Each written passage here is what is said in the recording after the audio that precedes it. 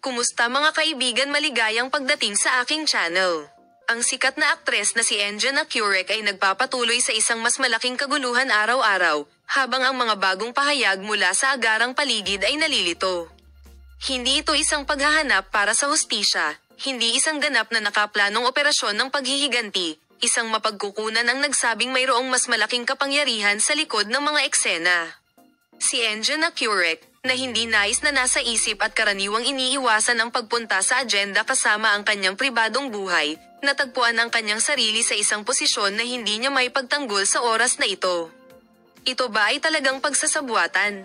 O ito ay isang teorya lamang ng mga sumusuporta sa kanya? Ang mga pangalan na malapit sa kanya at ang mga pangalan na malapit sa pamamahala ng mga pangalan ay malapit na sundin ang pinakabagong mga pag-uunlad, habang ang mga karanasan ng malawak na akyurunuro na magsuot ng sinasadyang pagtatalo. Ang ilang mga tao ay nakakakuha ng maraming mula sa prosesong ito.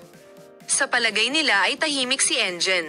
Ngunit sa lalong madaling panahon ay lilito ito. Ang mga pahayag na ito ay nagmumungkahi na ang kaso ay lalalim. Marahil ang kasong ito, na naging isa sa mga pinakabody na panahon ng mundo, ay nagdala ng maraming mga debate mula sa simula. Gayunpaman, ang mga paratang na ang mga akusasyon laban sa Globo sa mga nagdaang araw ay nagsilbi ng isang tiyak na layunin ay nagsimulang palakasin. Iparating namin ang detalyadong impormasyon tungkol sa paksa na makita ka sa mga bagong video.